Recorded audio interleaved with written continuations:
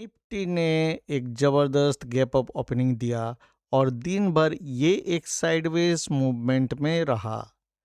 और इस दौरान इसने वर्जिन सीपीआर का जो लेवल बनाया 23,807 से लेकर 23,732 के रेंज में। तो क्या निफ्टी इस वर्जिन सीपीआर को टेस्ट करने के लिए नीचे आएगा या फिर ये ऊपर की ओर ही अपने डायरेक्शन को कंटिन्यू करेगा? आज के एनालिसिस में हम बात करेंगे 5 मिनट चार्ट में एलियट वेव एनालिसिस और थोड़ा सा देखेंगे वीकली चार्ट एलियट वेव क्या कह रहा है कल और आने वाले दिन के लिए। तो वीडियो में अंत तक बने रहना सुनिश्चित करें ताकि आपको टेक्निकल एनालिसिस का इंफॉर्मेशन कंप्लीट और समय में रहे। सबसे पहले आपको बता दूं कि अभी जो मार्केट की स्थिति है 100% सियोरिटी नहीं है, क्योंकि वीकली चार्ट और 30 मिनट 1 आवरली या 5 मिनट चार्ट में थोड़ा कॉन्ट्राडिक्शन है। वीकली चार्ट में यहाँ पहले देख लीजिए, जो मैंने ड्राइंग किया हुआ था ये आपसे पहले भी मैंने बताया हुआ था, 4A 4B and 4C। 4B खत्म हुआ 5 जनवरी 2026 को और उसके बाद 4C शुरू हुआ। वेव सी कहीं भी रहे वो 5 सबवेव स्ट्रक्चर होता है। इस तरह से 1 2 3 4 एंड 5 होना चाहिए। अभी आप इसमें देखेंगे तो आपको दिखेगा 50% फिबोनाची रिट्रेसमेंट लेवल में ये अभी रुका हुआ है। उसके हिसाब से या तो ये 50% या फिर 61.8% जो कि है 24,757, यहाँ से वापस नीचे की ओर आना चाहिए। लेकिन जो हमने 30 मिनट चार्ट में एनालिसिस किया था उसमें दोनों चीज है कि ये जो 2 अप्रैल से ऊपर की ओर मूव कर रहा है ये शायद फ्रेश इम्पल्स वेव 5 है। ये मैंने आपसे बोला हुआ था और 100% अभी कंफर्मेशन नहीं हो पा रहा है। ये तब तक नहीं होगा जब तक कि 24,900 या 25,000 के ऊपर में निफ्टी ट्रेड करना शुरू नहीं कर देता है। तो ऊपर की ओर के लिए भी पूरी तरह से कंफर्म नहीं है, लेकिन उसको मैं और स्मॉलर फ्रैक्टल में आज आपसे डिस्कस करने वाला हूँ। 5 मिनट चार्ट में एलियट वेव एनालिसिस करके देखेंगे और समझने की कोशिश करेंगे कि आखिर इसमें क्या पॉसिबिलिटी और है। तो इसमें देखिए मैंने क्या लिखा है, ये 1 और A, क्योंकि इसको वेव 4C का फोर्थ फ्रैक्टल सोच रहे थे। इसके बाद 4C का 5 जो वीकली चार्ट में मैंने आपको बताया, उसके लिए मार्केट को नीचे आना पड़ेगा एक बार 22,000 की ओर। लेकिन यहाँ देखिए कि क्या निकल के आ रहा है। ये 1 और A, ठीक है, ये 2 और B, इसके बाद C में 5 सबवेव होना चाहिए। देखिए 1 2 3 4 एंड 5, ये इस तरह से यहाँ पे मैंने ABC, अगर आप पिछला वीडियो देखेंगे तो मुझे ऐसा लग रहा था A B और C नीचे की ओर आएगा, लेकिन यहाँ इस तरह नहीं हुआ। जो दिख रहा है उसको मानना पड़ेगा।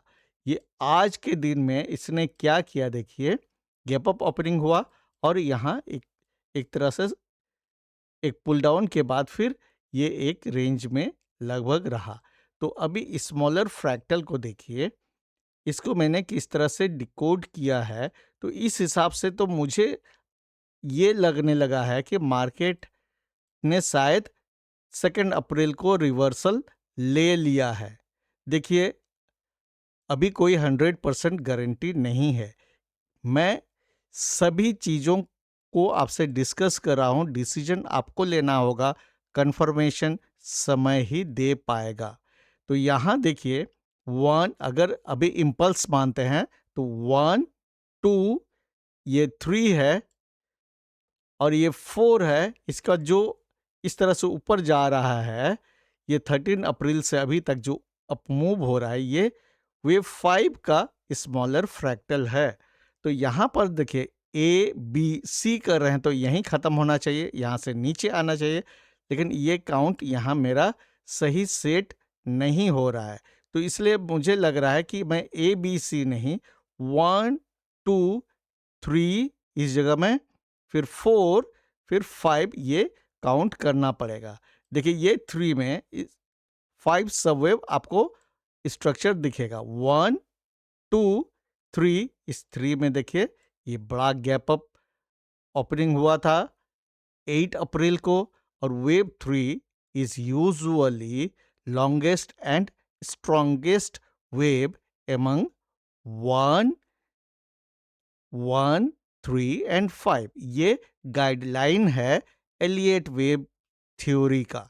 तो ये आपको इसलिए इतना बड़ा गैप, यहाँ से इतना स्ट्रॉन्ग अपमूव हुआ, तो ये वेव 3 है, इसमें कंफ्यूजन नहीं है। यहाँ से ये वेव 5, तो इस तरह से ये आपको ये वाला 3 बना।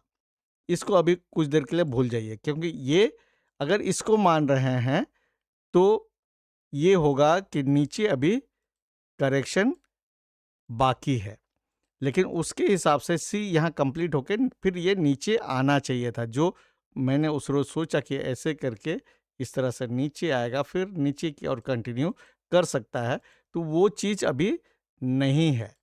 इसलिए हम लोग इसको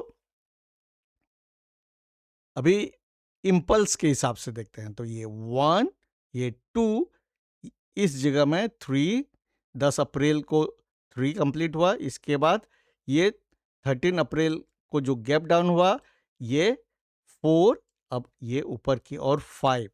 तो 13 अप्रैल से अभी तक के इस मूव को स्मॉलर फ्रैक्टल्स के नज़रिए से देखते हैं। ये 1, ये 2 और यहाँ 3।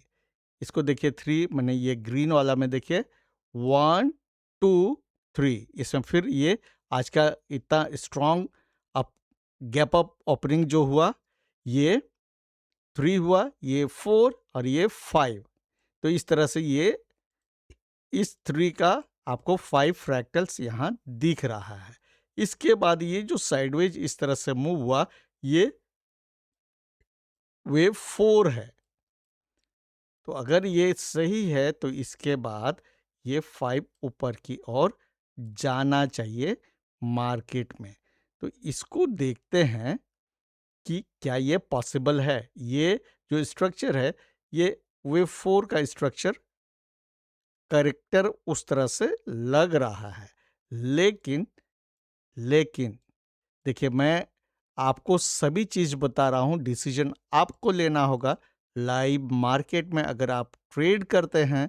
लेकिन अभी जितना कंफ्यूजन है, ट्रेडिंग इजी नहीं है।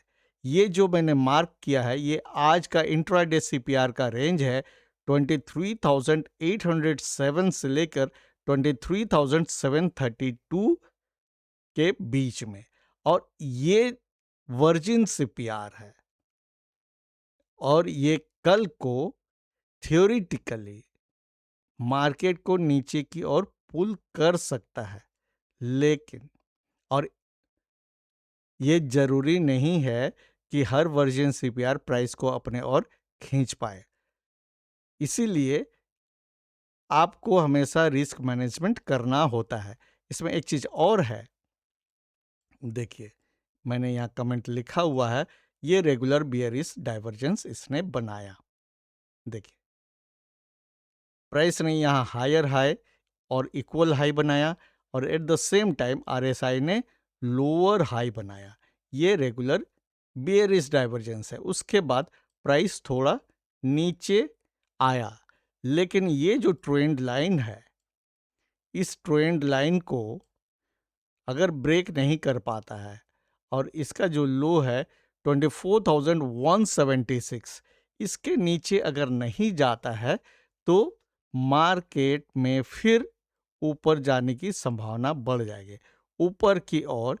24,280 का जो लेवल है इसका ब्रेक होना जरूरी है, अगर ये जो काउंट हमने स्मॉल फ्रैक्टल्स का किया है इसको सही होना है। तो ये कल के दिन मार्केट बता देगा कि हमारा ये सोचना सही है या नहीं है।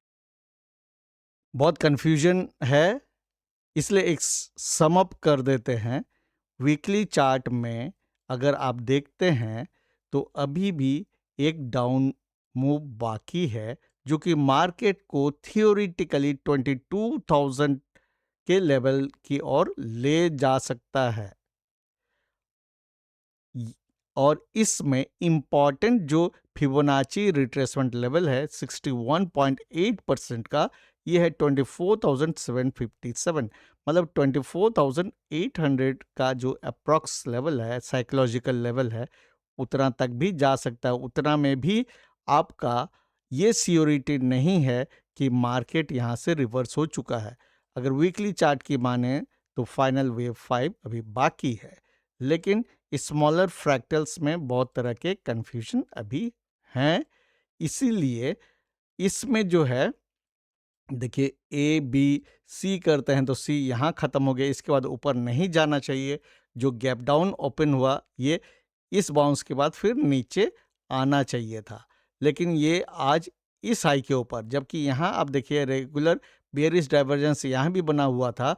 इसके ऊपर जब मार्केट टिका और ऊपर में ट्रेड कर रहा है, मतलब ये नलीफाइड हो गया, तो यहाँ से आप देखिए इस वेव 5 का 5 फ्रैक्टल आपको 1 2 3 एंड 4 में है, तो मार्केट को यहाँ ऊपर की ओर जाना चाहिए। और ऊपर की ओर इसका साइकोलॉजिकल रेजिस्टेंस है 24,500 का, नीचे इमीडिएट सपोर्ट साइकोलॉजिकल 24,200 एंड 24,000 का है। तो आपको इन सभी चीज़ों को माइंड में रखना है। और इम्पॉर्टेंट ये भी है वर्जन सीपीआर का रेंज, इन सभी चीज़ों को ध्यान में रख के होशियारी से ट्रेड करना है। और अभी अनसर्टेनिटी बहुत ज़्यादा है, इसलिए ट्रेड अगर करते हैं आप तो अपने रिस्क को मैनेज जरूर करें। आंख मूंद के ट्रेड नहीं करना है। जब समझ में न आए, no trade is also a very good trade. उम्मीद है आज का वीडियो आपको अच्छा लगा होगा। अगर वीडियो अच्छा लगा हो तो वीडियो को लाइक और शेयर जरूर कर दीजिएगा। और जिन दोस्तों ने अभी तक चैनल को सब्सक्राइब नहीं किया है लेकिन चाहते हैं सीखना, तो चैनल द नाइस वर्ल्ड को सब्सक्राइब जरूर कीजिए। मिलते हैं नेक्स्ट वीडियो में, तब तक के लिए keep learning and stay safe.